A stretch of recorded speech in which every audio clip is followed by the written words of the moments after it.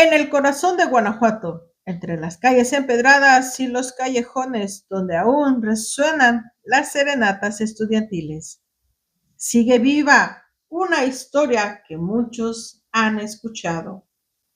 El reportaje de este caso revela la historia de horror, explotación y una red compleja de corrupción. El caso de las Poquiachis es uno de los crímenes más notorios y siniestros de la historia de México.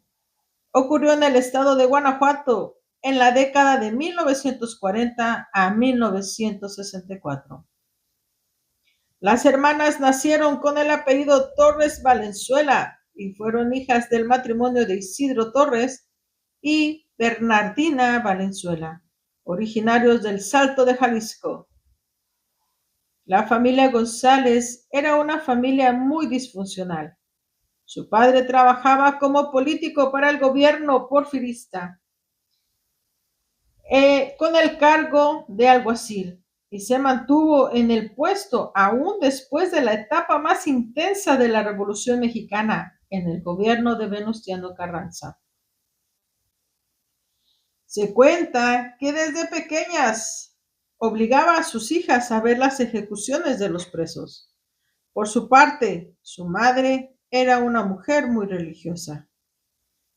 Los maltratos en la casa llegaron al punto en que cierta ocasión Carmen González, siendo adolescente, se fugó de la casa con su novio, Luis Jasso, varios años mayor que ella. Su padre la buscó y tras encontrarla la golpeó y encarceló por varios meses en la prisión municipal, sin ninguna causa o bien sin ninguna orden de aprehensión. Carmen salió de la prisión gracias a un hombre de alrededor de 50 años, dueño de una tienda de abarrotes, con quien había establecido una relación amorosa.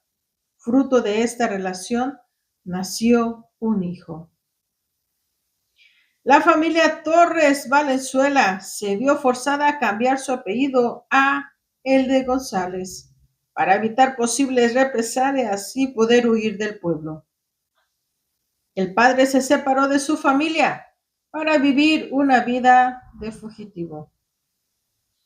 En el año de 1935, la familia vivía en un estado de pobreza lamentable. Las hermanas habían conseguido un empleo en una fábrica textil, pero los salarios apenas les servían para subsistir. En el año de 1938, Carmen conoció a un hombre llamado Jesús Vargas, apodado El Gato, con el que entabló una relación. Ese mismo año se fueron a vivir juntos, abrieron una pequeña cantina en El Salto.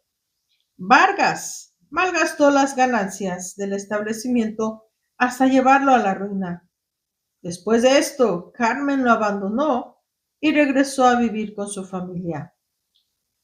Para este momento, los padres de las hermanas González habían muerto, dejándoles una modesta herencia.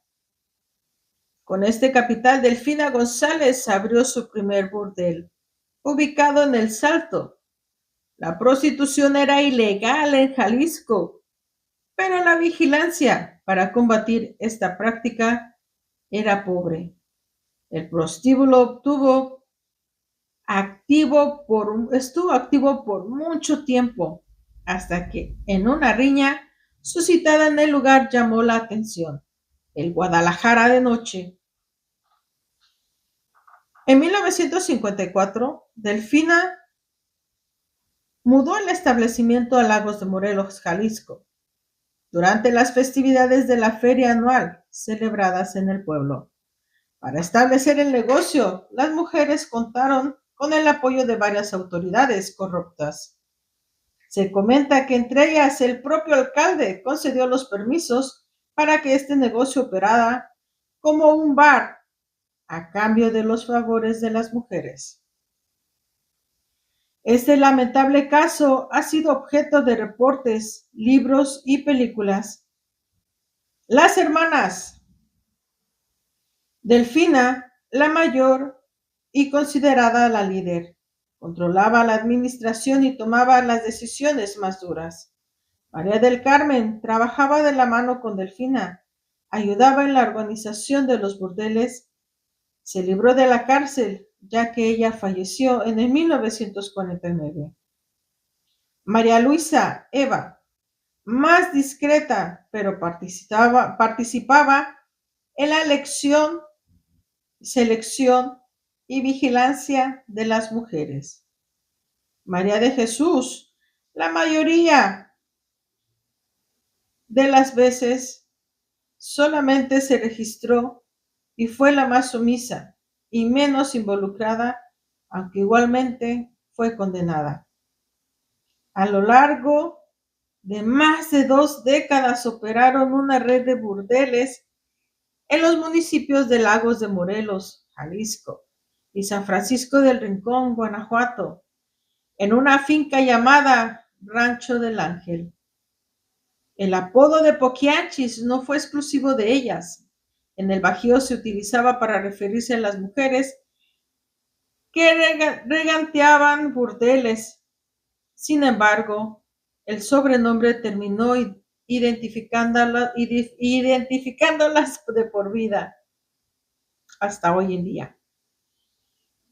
Las hermanas atraían a mujeres jóvenes entre los 12 y 16 años, muchas de ellas de origen rural, bajo falsas promesas de empleo como sirvientas o cocineras. Una vez en los burdeles, eran forzadas a ejercer la prostitución y sometidas a un régimen de terror, violencia y tortura. Se les obligaba a comprar la ropa y comida a precios exorbitantes, lo que las endeudaba de por vida y las mantenía en un estado de esclavitud. Los crímenes no se limitaban a la explotación. Cuando las mujeres llegaban a la edad mayor de 25 años o enfermaban o bien quedaban embarazadas, simplemente dejaban de ser rentables, eran brutalmente asesinadas. Sus cuerpos eran enterrados en fosas clandestinas, muchas de ellas en los terrenos de las propiedades de las hermanas. También se les atribuye el asesinato de algunos de sus clientes y de los bebés nacidos de las víctimas. Se estima que el número de víctimas asesinadas podría superar los 150, aunque las cifras oficiales confirman la exhumación de alrededor de 91 cadáveres, lo que las convierte en las asesinas seriales más prolíficas registradas en la historia de México. El caso salió a la luz en 1964. Catalina Ortega, una de las más recientes muchachas a llegar a la finca, logró escapar y se presentó en la Comandancia de Policía Judicial de León, Guanajuato. Las autoridades giraron una orden de aprehensión y se dirigieron a San Francisco del Rincón, Guanajuato. Allí detuvieron a Delfina y a María de Jesús. María Luisa logró escapar al último momento. El caso fue ampliamente difundido por la revista Alarma y todos los medios de comunicación de la época. Algunas mujeres rescatadas dieron testimonio de los hechos, revelando el nivel de crueldad de las hermanas y la complicidad de las autoridades locales. Las hermanas González Valenzuela fueron condenadas a 40 años de prisión, la pena máxima en ese momento legalmente en México. El escritor mexicano Jorge Ibargüengoitia se basó en el caso para escribir la novela Las Muertas en 1977. La narrativa escalofriante que humaniza los hechos. El director Felipe Casals llevó la historia a la pantalla grande en su película en 1976, Las Poquianchis, que retrata la brutalidad de los crímenes y corrupción del sistema. La historia de las hermanas se convirtió en una leyenda de terror que se sigue contando en Guanajuato y en todo México, sirviendo como una advertencia, así es, una advertencia sobre el peligro y la corrupción. Las Poquianchis han dejado una huella profunda en la cultura mexicana.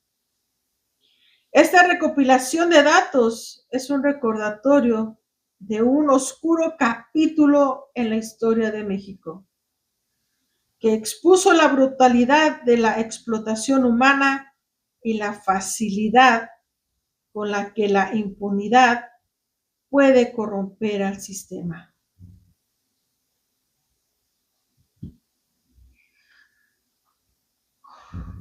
Wow.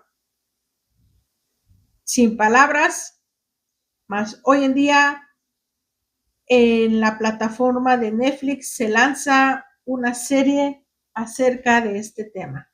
¿Usted ya tenía conocimiento de este caso? ¿Sabía al respecto? ¿Sabe que está por lanzarse una serie en Netflix acerca de este tema? Bueno, sin más que decir, nos despedimos de usted y recuerde que lo escuchó en su podcast de Maribel Luna, Usted y Él Opina. Nos vemos la próxima y no olvide que la pereza crea nidos en su cabeza.